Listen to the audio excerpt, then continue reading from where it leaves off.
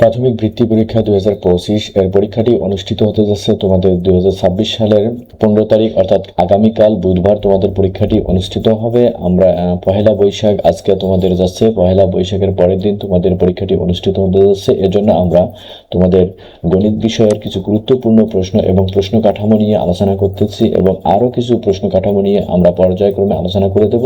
যেহেতু তোমরা অনেকেই মনে করো যে গণিত বিষয়টি অনেক কঠিন এবং তোমরা অনেকেই অনেক চিন্তিত থাকো, এই জন্য আমরা প্রথমে তোমাদের গণিত বিষয়ের নমুনা প্রশ্ন নিয়ে হাজির হলাম। তোমরা প্রত্যেকটি প্রশ্ন যোগ দেখে যাও। আশা করা যাচ্ছে তোমাদের প্রশ্ন এখানে লেখা থাকবে, সঠিক উত্তরটি উত্তরপত্রে লেখো। এখান থেকে তোমাদের 10টি প্রশ্নের অ্যান্সার করতে হবে। প্রত্যেকটি এখানে যে প্রশ্নটি প্রথমে থাকতেছে তোমাদের 123কে যদি আমরা 110 দ্বারা গুণ দেই তাহলে আমাদের ক্যালকুলেশন করলে কত বের হবে, ড্যাশ ঘরে আমাদের বসাইতে হবে। তাহলে ড্যাশ ঘরের মানটা হবে 13,530।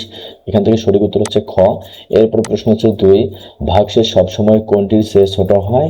এখানে সঠিক উত্তর হবে খ, ভাজক।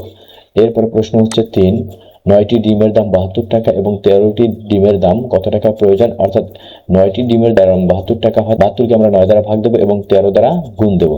তাহলে 8 নং 72, 8কে আমরা যদি 13 দ্বারা গুণ দেই তাহলে কত হবে? খ উত্তর হবে, অর্থাৎ 104 হবে। এরপরে প্রশ্ন হচ্ছে 4, প্রক্রিয়া প্রতীক কয়টি? এর সঠিক উত্তর হচ্ছে খ, প্রক্রিয়া প্রতীক হচ্ছে 4টি। যোগ বিয়োগ গুণ ভাগ। এরপরে প্রশ্ন হচ্ছে 3/7 এর সমতুল ভগ্নাংশ কোনটি? এর সঠিক উত্তর হচ্ছে 15/35। প্রশ্ন 6, দুজনের গড় বয়সের গড় 25, একজনের বয়স যদি 30 বছর হয় অন্যজনের বয়স কত? তাহলে দুজনের গড় বয়স বের করতে গেলে আমরা 25কে 2 দ্বারা গুণ দেবো, অর্থাৎ 25 2 50। 50 থেকে 30 বাদ দিলে আমাদের কত হবে? 20 হবে। তাহলে এখানে সঠিক উত্তর হচ্ছে 20। এরপরে প্রশ্ন হচ্ছে 7, কত গ্রামের 56% হলো 42 গ্রাম? তাহলে এর সঠিক উত্তর কত হবে? এর সঠিক উত্তর হচ্ছে আমাদের 75 গ্রাম। তাহলে এর সঠিক উত্তর হচ্ছে কত? 75 গ্রাম, গ। এরপরে প্রশ্ন হচ্ছে 8, বর্গক্ষেত্রের প্রতিটি কোণ কত ডিগ্রি?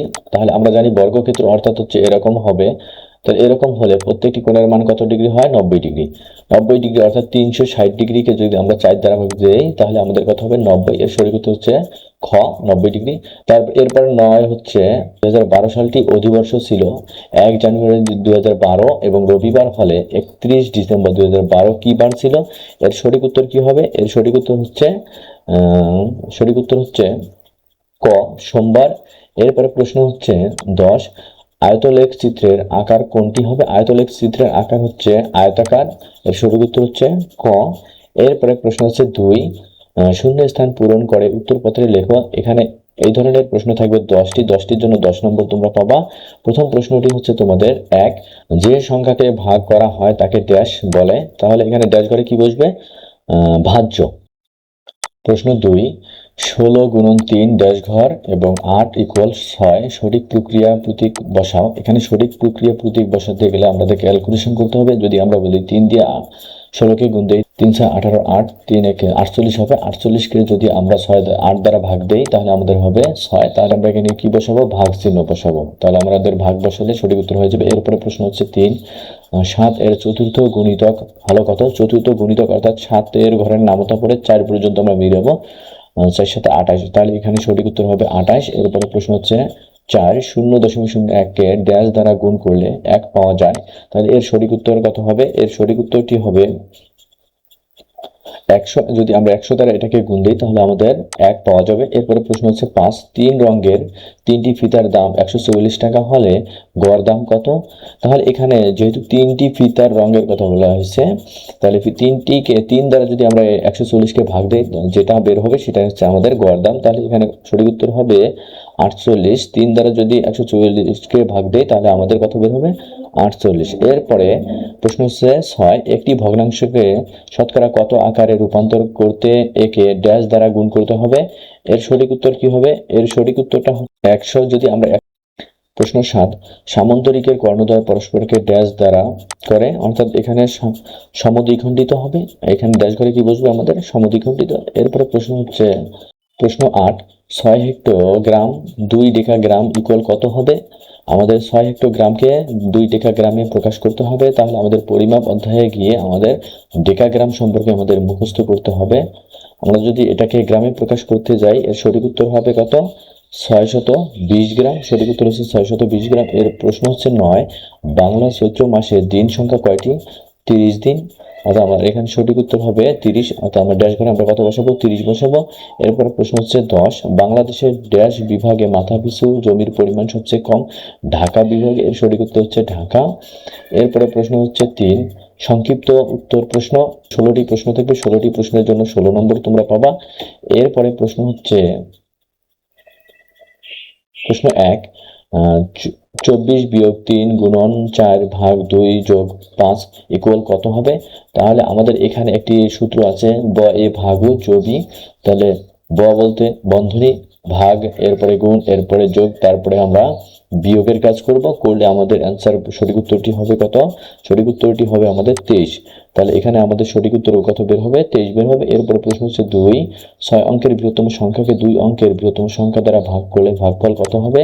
6 অঙ্কের বৃহত্তম সংখ্যা অর্থাৎ 6টি 9 এবং 2টি 9 দ্বারা ভাগ করলে যে অ্যান্সার হবে সেটা হচ্ছে 10,101 অ্যান্সার হবে। এরপরে প্রশ্ন হচ্ছে 3, প্রকৃত ভগ্নাংশের মান সবসময় কেমন হয়? প্রকৃত ভগ্নাংশের মান সবসময় 1 অপেক্ষা ছোট হয়। এরপরে প্রশ্ন হচ্ছে 4, কখন অক্ষর প্রতীক ব্যবহার করা হয়? অক্ষর প্রতীক কখন ব্যবহার করা হবে? অজানা সংখ্যা বা রাশি নির্দেশ করতে অক্ষর প্রতীক ব্যবহার করা হয়। অজানা সংখ্যা বা রাশি নির্দেশ করতে অক্ষর প্রতীক ব্যবহার করা হয়। প্রশ্ন 5, কোন ক্ষুদ্রতম সংখ্যাকে 4, 6, 8 দ্বারা ভাগ করলে প্রতি ক্ষেত্রে 2 অবশিষ্ট থাকবে? তাহলে এর সঠিক উত্তর কত হবে? 26। এর সঠিক উত্তর হচ্ছে 26। প্রশ্ন 6, 26 টাকা 25 টাকা 20 টাকার শতকরা কত? 25 টাকা 20 টাকার শতকরা কত হবে? এর সঠিক উত্তর হচ্ছে 125 টাকা। এর প্রশ্ন 7, এক সমস্ত 1/2% সাধারণ ভগ্নাংশে প্রকাশ করো। আমরা জানি এই সাধারণ ভগ্নাংশে প্রকাশ করতে গেলে আমাদের কি করতে হবে? প্রথমে আমাদের সমস্ত মিশ্র ভগ্নাংশটা ভেঙে আমরা 1/100 দ্বারা গুণ দেব। তাহলে আমাদের সঠিক উত্তর কত বের হবে? সঠিক উত্তর বের হবে 3/200। এর সঠিক উত্তর হচ্ছে 3/200। প্রশ্ন 8, 80 টাকার বই 100 টাকায় বিক্রয় করলে শতকরা কত লাভ হবে? 80 টাকার বই যদি আমরা 100 টাকায় বিক্রয় করি তাহলে শতকরা লাভ হবে 25% লাভ হবে। এরপরে প্রশ্ন 9, একটি রম্বসের একটি কোণ 80 ডিগ্রি, এর বিপরীত কোণটি ছাড়া অন্য যে কোনো একটি কোণ কত ডিগ্রি হবে? তাহলে এর সঠিক উত্তর হচ্ছে 100 ডিগ্রি। তাহলে সঠিক উত্তর হবে 100 ডিগ্রি। একটি রম্বসের একটি কোণ 80 ডিগ্রি, এর বিপরীত কোণটি ছাড়া অন্য যে কোনো একটি কোণ কত ডিগ্রি হবে? 100 ডিগ্রি। এরপরে প্রশ্ন হচ্ছে 10, খ্রিস্টীয় সাল 4 দ্বারা বিভাজ্য হলেও কখনো ফেব্রুয়ারি মাস 29 দিনের হয় না। এর সঠিক উত্তর কি হবে? এর সঠিক উত্তর হচ্ছে খ্রিস্টীয় সাল একক ও দশক উভয় স্থানে অঙ্ক 0 বলে এবং সালটি 400 দ্বারা বিভাজ্য না হলে সালটি 4 দ্বারা বিভাজ্য হলেও ফেব্রুয়ারি মাস 29 দিনের হয় না, যেমন 1900 সালের। এরপরে প্রশ্ন হচ্ছে 11, 200 মিটার বাহু বিশিষ্ট একটি বর্গাকার ক্ষেত্রের ক্ষেত্রফল কত হেক্টর? 4 হেক্টর। প্রশ্ন 12, একটি ত্রিভুজাকার ক্ষেত্রের উচ্চতা 0.6 কিমি এবং ক্ষেত্রফল 2.1 বর্গ কিমি হলে এর ভূমির পরিমাপ কত? ক্ষেত্রফলের যেহেতু উচ্চতা এবং ভূমি দেওয়া আছে তাহলে আমরা এটা কি করব? ক্ষেত্রফল সমান সমান ভূমি গুণন উচ্চতা লিখতে পারি। তাহলে এই দুটো গুণগুলো আমাদের পরিমাপ বের হবে। তা এটা যদি যেহেতু আমাদের এখানে ভূমির মান বের করতে বলছে, আমরা ভূমির মান দেয়া নেই, তাহলে আমরা সূত্রটা একটু সাজায় নিতে হবে। নেওয়ার পরে আমাদের ক্যালকুলেশনে রাখতে হবে, ডান দিকে রাখতে হবে হচ্ছে ভূমি, বাম দিকে রাখতে হবে তোমাদের হচ্ছে, বাম দিকে যাবে কি ক্ষেত্রফল বাই উচ্চতা। তাহলে এটাকে যদি আমরা ভাগ করে দিই তাহলে আমাদের অ্যান্সার বের হবে কত? সেটা সঠিক উত্তরটি হচ্ছে আমাদের 7 কিলোমিটার। তাহলে এখান থেকে আমরা কিলোমিটার পাবো 7 কিলোমিটারে। প্রশ্ন 13, কর্ণ কাকে বলে? কোন চতুর্ভুজের যে কোনো দুইটি বিপরীত শীর্ষবিন্দুর সংযোগ রেখা অংশকে কর্ণ বলে।